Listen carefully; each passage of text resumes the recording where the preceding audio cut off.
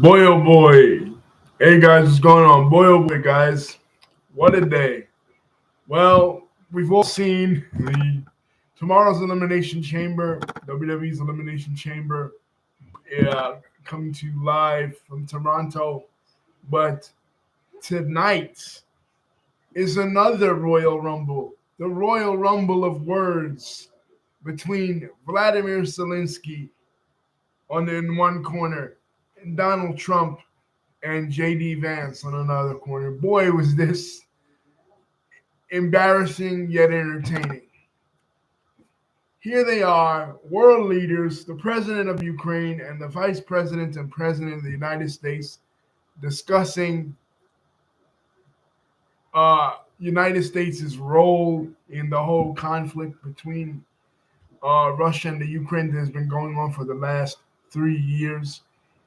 And it turned into a shouting match because Volodymyr Zelenskyy proceeded to go in there and try to tell us, the American people, that we have not been supporting him for the last 3 years. That's BS. America has been backing him up for the last 3 years. You know what I mean? And then he makes a veiled threat at us, talking about, oh, well, you know, you're not, because JD Vance goes, oh, your country is suffering greatly. And it's very true that Ukraine is losing the war. Ukraine is not winning this conflict. Russia is a much bigger country, and without the United States and NATO, Ukraine cannot survive. You know what I mean? I have never really was on the Ukraine train.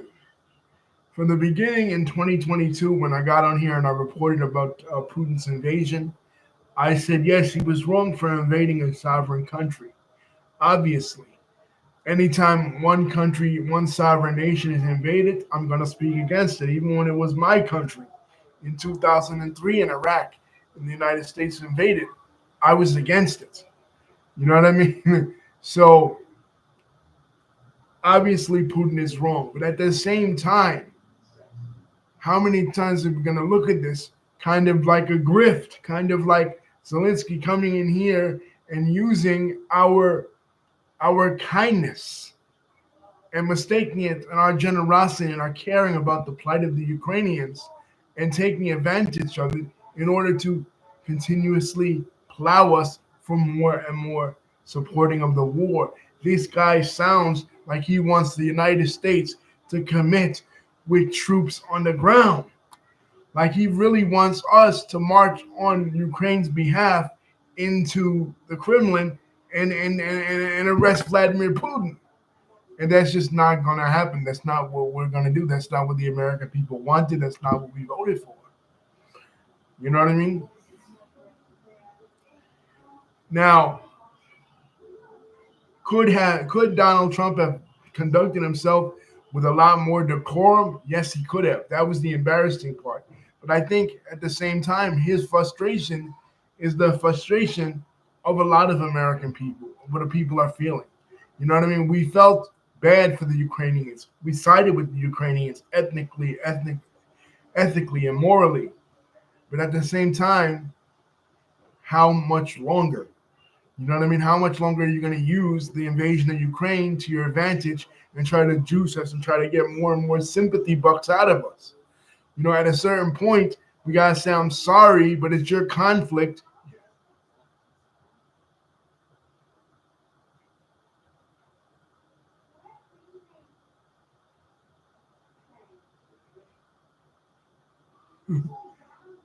David says Donald Trump is the man.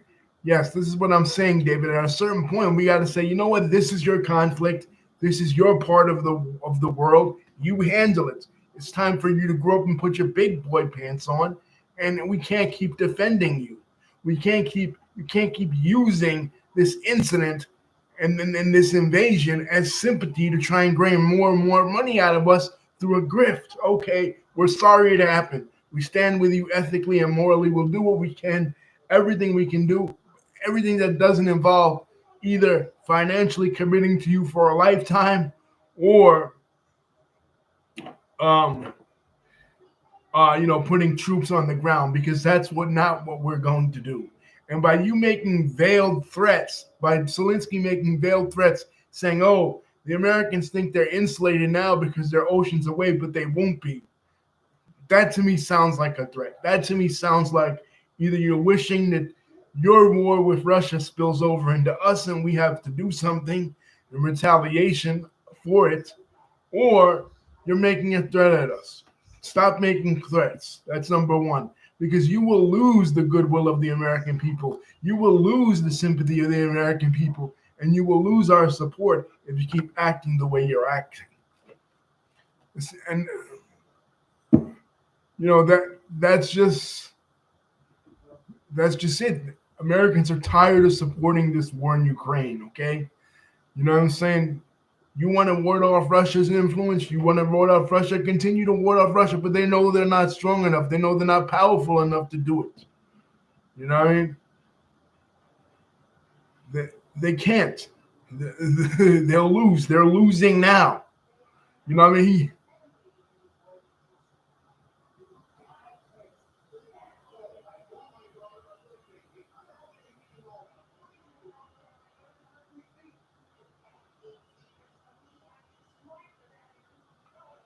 Right. It says Trump should have kicked out Chechesco's ass. Yeah, if he were around back then, he probably would have. You know what I mean? This guy Zelensky, he's a bum. You know what I mean? Zelensky is a bum. Um, he's just using the American people's sympathy that we had for him. He's using it to grift off us, basically uh, using our weaponizing our kindness. And people are, oh, how can Trump, pull out support from Ukraine? Doesn't he see the kids dying? Doesn't he see them? Doesn't he see them suffering? Sorry, it's not our problem. It's not the problem of the United States.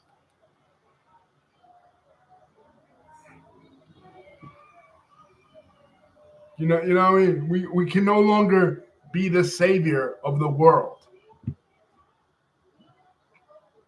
You know what I mean? We'll support you in any way we can, but we're done sending money and we're done sending troops.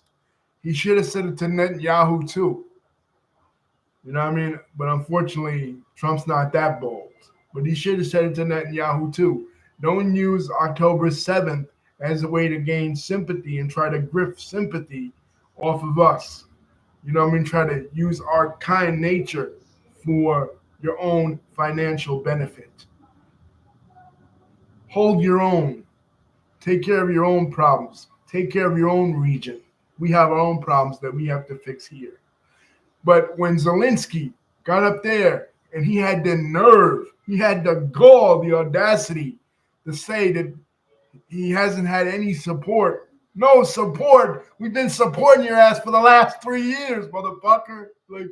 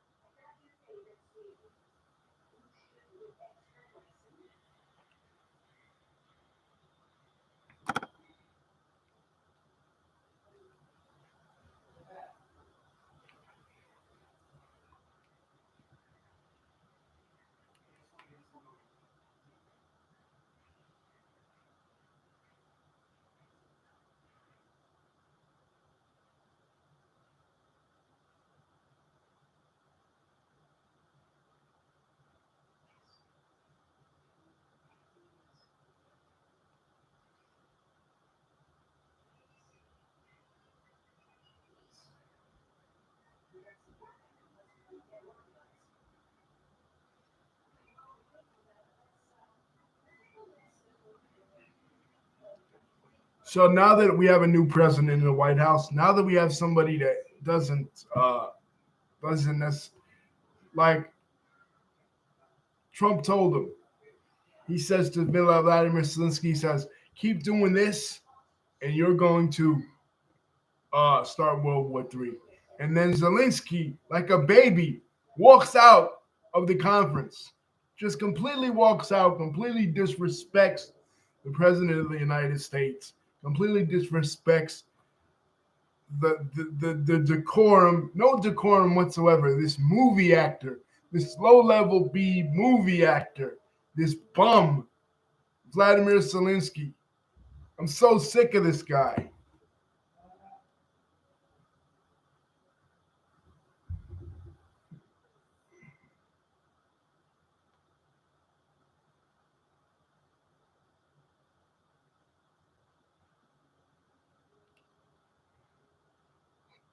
Between him and Netanyahu are the worst leaders uh in the world. You know what I mean? Like Trump's buddy with Netanyahu, like they're kissing cousins. So you can't expect Trump to stick up to Netanyahu. But both these guys exploit the incidents that have happened in the 2020s to their countries and try to use those incidents to juice money and resources off the American people that the American people desperately need for our own country. I'm sorry that Russia invaded you in 2022, Ukraine, and I'm sorry that Hamas did what they did to you on October 7th, Israel, but we're done. The sympathy brigade, the feeling sorry for everyone and bending over backwards and giving you money and giving you resources, that's done. Over. Finish. Peace.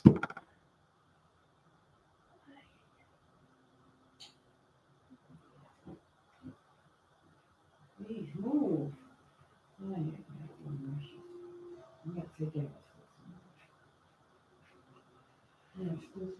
ay, ay, But yeah, guys, I'm so glad that people might say it's a little embarrassing, but to me, the real embarrassing thing is what Vladimir Zelensky said. The way he acted, the way he disrespected. You could dislike Trump, you could like Trump, whatever. I don't care.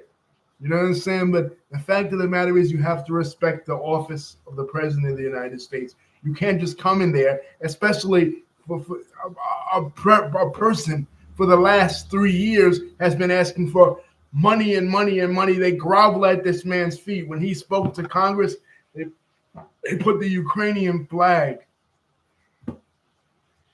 in Congress and everybody cheered, both parties.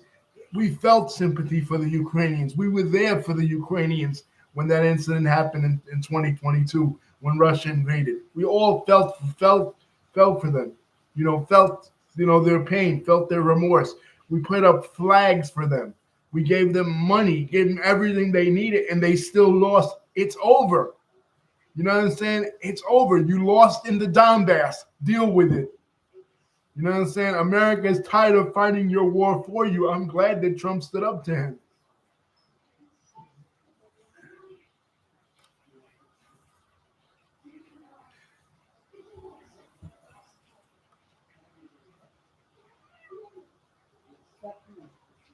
Basically, when you look at Zelensky and you look at Netanyahu, they got two children here. It's like Trump is their father, and these are two grown children who continuously ask for money and money. And when you don't give it to them, they complain that you never did anything for them. For this ungrateful person, Vladimir Zelensky, to walk again into the Oval Office and say that he's never had any support at the United States and all of our allies in Western Europe never did anything for him. What an ingrate.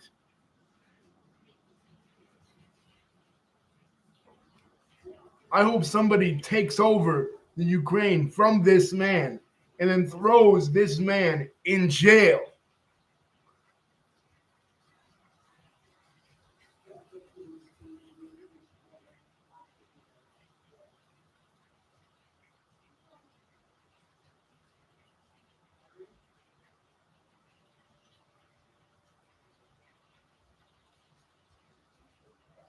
He's a crook and he's a dictator.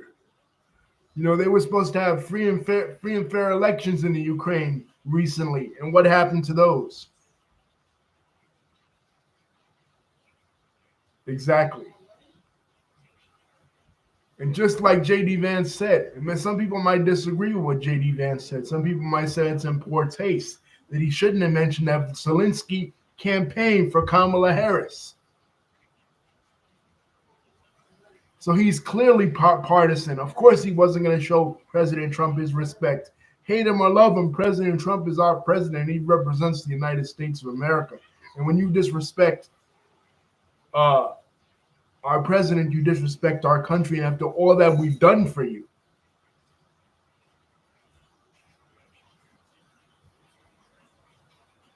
you know what I'm saying? You're asking for us for more money and you're asking to send troops over to your country. You're implicitly asking that. You're implying that the war over there in Russia and the Ukraine will inevitably come to our shores. Saying that, oh, you Americans are insulated because you got a big ocean that separates you. You're damn right, and we're not going to send troops over there. Sorry, we're not going to fight World War III on your behalf. And for everybody that has liberal tears and everybody that has a so-called bleeding heart for the Ukrainians, oh, what about the poor Ukrainians? What about the poor Americans, right, that are going to be dying in this conflict that has nothing to do with us, that goes back centuries?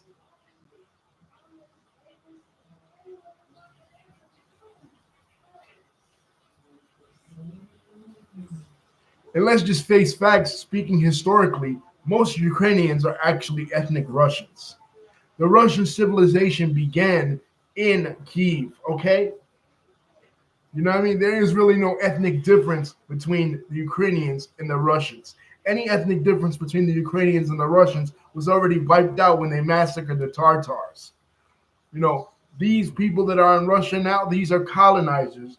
These people that are in Ukraine now, these are colonizers. These are ethnic Russians. Be honest. You know what I'm saying? Be honest about history. They want to complain about the Crimea, but meanwhile, it was Stalin who gave them the Crimea in the 30s.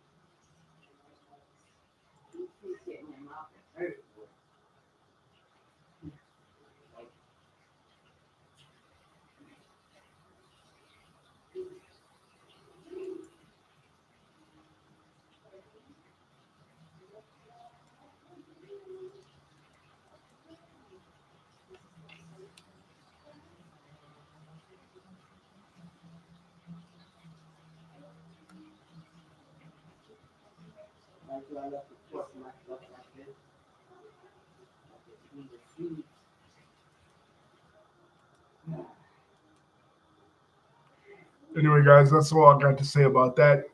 I don't like. I feel like Donald Trump could have conducted himself a little bit better, but at the same time, he said what needed to be said. Said. You know what I mean? It needed to be said. Finally, somebody said it. Biden didn't have the balls to stick up to Zelenskyy. He was letting both Zelenskyy and Vladimir Putin play him like a puppet. Trump is not going to allow them to do that. Trump is not going to allow them to use the atrocities that happened to them and weaponize the invasion of Ukraine or October 7th to bully us, the United States, into taking a position. Now, Trump is not as tough on Israel as I wish he would be, but at least he's tough on Ukraine. At least he's tough on a country that has literal Nazis on its side. Peace. Don't forget to like, comment, and subscribe. And that's not even propaganda by Vladimir Putin. That is true. There are Russians who are white nationalists. I mean, basically,